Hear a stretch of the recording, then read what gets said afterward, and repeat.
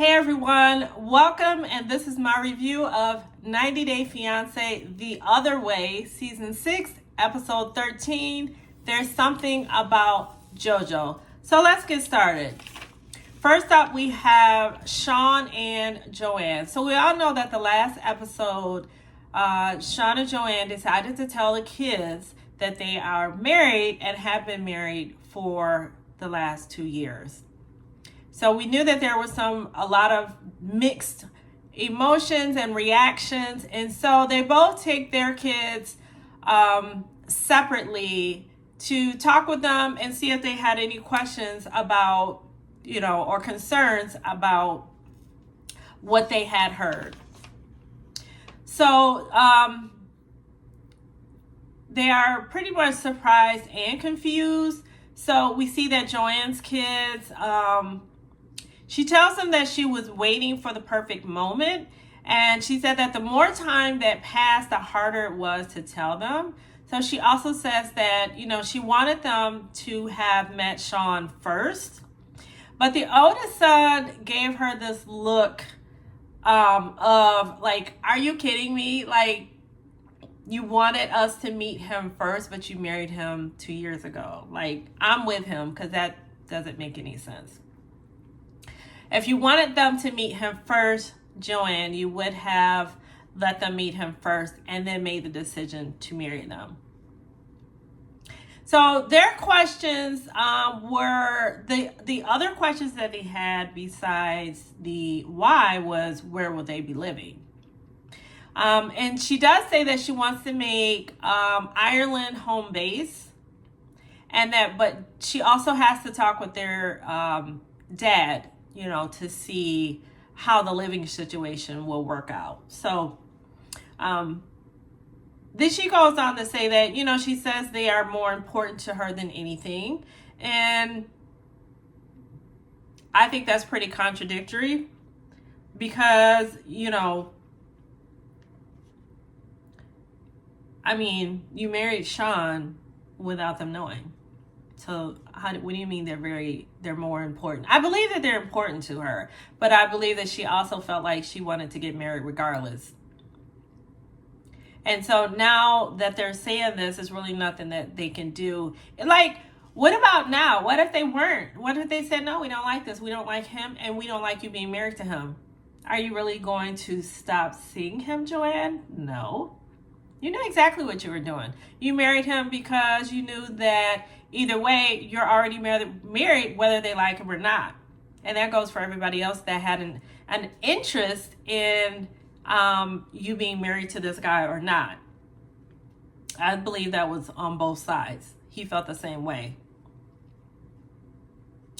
And then she says something like, as far as the living situation, she's not going to move forward with the living situation without their blessing. But there are going to be some decisions because either they're going to have to stay with their father. I hope that she's not going to make them split school time, part school in Ireland and part in the U.S. I hope that's not what's going to happen, or is it summer? Who knows? But they're going to have to work all that out. And she says that their opinions and their feelings matter. And I don't see that's also contradictory. That doesn't make any sense as well. There's not really a whole lot that went on this segment. Sean also goes and talks with his own daughter. And, she's a little sassy fireball. She tells him, that, she also chimes in on the, you've been married for 2 years and you didn't even tell us, or he didn't tell her. And she didn't, it was for her, it was almost like she didn't appreciate that. And she did say that if he did it again, she said next time just be up front, or kind of like be honest and tell me, and don't wait 2 years is kind of her reaction. And she says that if he does it again, that she's not going to forgive him. And, like I said, she's pretty sassy, but, she was like telling him exactly what was on her mind.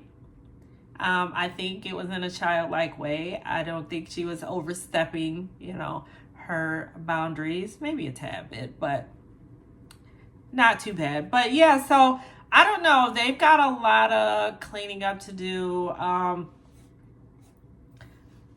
I don't know if I was expecting the reactions to be a little harsher from the kids, but I think right now, those probably were the initial reactions. I'm not really sure. I think people think that they didn't have a really, the reaction that people thought that they were going to have, knowing that their parents were married for 2 years. So anyways, next up we have Lily and Josh. They are riding in the car. They are on their way to a surprise from Josh. And so they talk about how they've been stuck in this reoccurring argument, regarding their feelings of, pain and feeling unloved by each other. And then, just Lily always talking about how she's paying for everything, but she does know that Josh is not able to work right now because of his visa. And then she's feeling unloved because, they haven't really, I guess, been intimate. We don't know, who knows. And so, he says that he wants to put in an address into her driving app so that, she can take him to the surprise. And because she's the one that's driving. And so he takes her to what seems to be a dance lesson.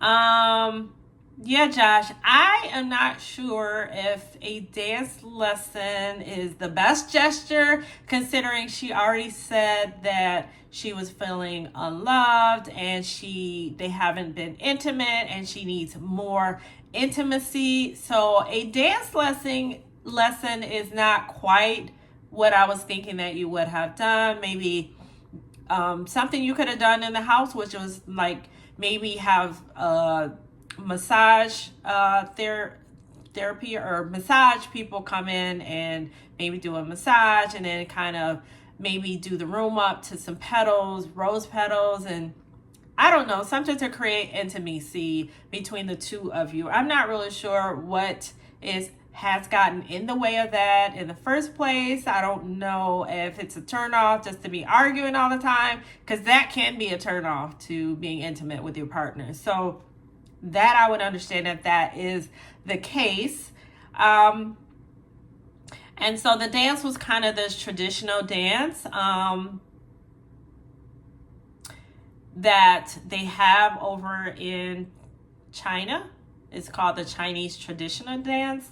And so, she enjoys it, or at least she appears to be enjoying it. And she seems to be okay with him at least having some type of gesture. And that's the end of their segment. And their segment is always short. They really don't have a lot of content that, we've seen.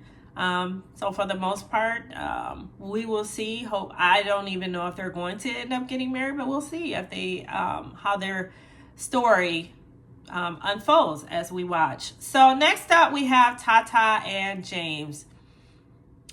So we see them leaving the house. They're waiting for a cab or something to pick them up. They are on their way to the immigration to get James a visa so that he can live there, I believe, in the Philippines. They still have this continuous conversation about how they will make money. Like, James doesn't want to really do the banana chip business because he doesn't feel like it pays enough, and the car that they have in the US, it's not going to make a dent. So it really makes no sense for him to work to get paid in the family business doing making banana chips. He's willing to help them out, but he's not doing it to make money. He did say that previously they had a jewelry business in the US, so they are looking to try to start that business back up to see if they can make any money in the Philippines. And they also discussed their JoJo, you know, the family dog, who they had to leave in the U.S. because of the rabies outbreak. And so, you know, now they have gotten an update, and it sounds like the rabies outbreak was lifted. But the dilemma now is if they bring him to the Philippines, they will never be able to bring him back to the U.S. And I just was like, wow, what a decision they have to make. What a decision. That's a hard decision, I feel like, for them to have to make. Yeah. And, you know, sometimes I feel like James is playing on her emotions so that they can go back to the U.S. I just feel like he's always bringing something up that can kind of move her attention back to going to the U.S. I don't think he really wants to be living in the Philippines. I think he's okay with visiting, but I don't think he wants to really live there. So later we see them out eating what's called street food. He said it looks like a carnival, but it is street food. And Tata asked James how he likes it there, because he has been there, at this point, he's been there like a week. So to me, that's not long, but maybe it is long. Long enough time for her to be asking him how he feels about living in the Philippines. He did say that he loves the people, but he did say that they still need to resolve some issues like the car and JoJo the dog. So here we are back to the car and JoJo the dog. So James asked Tata a hypothetical question. He says that, you know, if they can't find work and he can't stay permanently, would she come back with him to the U.S.? And Tata says that, you know, maybe, she said, you know, if that's like the last resort. She said maybe. She said, but let's not make that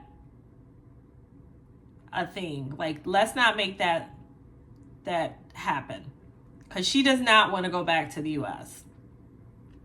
And I guess her main reason is because she's trying to, you know, still deal with her thyroid issues. However, we haven't heard anything more about her thyroid issues. We haven't heard her say that she has to go to the doctor about her thyroid issues. We haven't heard anything. So I kind of thought it was all resolved. I'm surprised that our doctors in the U.S. when she was there weren't able to assist her, you know, with that. So nonetheless, he says that he takes her response the same as how he feels about wanting kids. Because we all know that he's leaning more towards not wanting kids, and she definitely wants kids. Because every episode, the waterworks are turned on. Every episode. Like, she will cry every time he brings up possibly not wanting kids, or if he has to go back without her. So I really hope they fix that or figure that out, because I don't think she's very fragile to me. I feel like if it turns out that he just really says, I don't want any kids, like, I think it will hurt her, but I don't think she will stay with him, because I think she wants kids, you know, more than anything. I mean, that means a lot to her. So I kind of hope that he figures it out. And I'm not really surprised why they haven't talked about this before even getting married. How are you both on two different pages about having kids and not having kids? I would think that maybe she wouldn't have married him if she knew in advance that he did not want kids. So, you know, part of that is she has to take some responsibilities for not asking up front about that. So next off, we have Corona and Ingy. So we see them riding in the car. Ingy is driving her to meet up with a group of Black Icelanders. It's something she researched online, or he researched some, social media group, and found out that there is a group there of Black Icelanders. And so, she arrives and she meets them. It looks like there's only 3. I wonder if there's any more and they just didn't, weren't a part of the social media group. But nonetheless, we see 2 females and 1 male. And they told her that, one of them did feel like, he gets... He says that either you are completely noticed or completely avoided. And then the other girl kind of chimes in and is like, no, that's not her experience. She feels like she's treated pretty normally. She said that, life, while she's been living there, she said she would suggest that she just immediately learn the language. I think that is the biggest hurdle that would set her apart from everyone, is just not knowing the language. They also felt like, that her midwife goals, may be a little bit challenging. And so I guess she didn't do her research well enough. Mrs. Penn State graduate. Top 7 in the country. She always tells us that. And, I just think that she's kind of come a little underprepared. So she leaves the group, and later, she has an information session at the midwifery school, to find out how she can get in. And so the lady she's talking to tells her that she needs to learn the language, for one. That's been the top thing that most people have said to her, is that she needs to learn the language, because the courses are not in English. They are in Icelandic, and they don't offer it in English either. So again, she's very unprepared. As far as her signing up or applying, they said she's already missed the deadline to apply. She missed it by a couple of weeks. And so, I'm over here questioning her reasoning, analytics, and her reading skills. Like, for someone that went to Penn State, an Ivy League school, like, you're super unprepared. Very unprepared. Like, I don't know if this is like a fake relationship, but I just don't feel like she comes across as being that unprepared. She seems like a prepared person. So I don't know.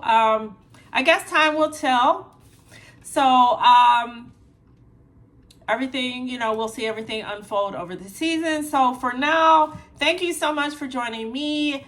I really do appreciate it. And on your way out, if you like any part of this content, please like, comment, and subscribe. And remember, life has no remote. Get up and change it yourself. And I'll definitely talk to you again. Bye.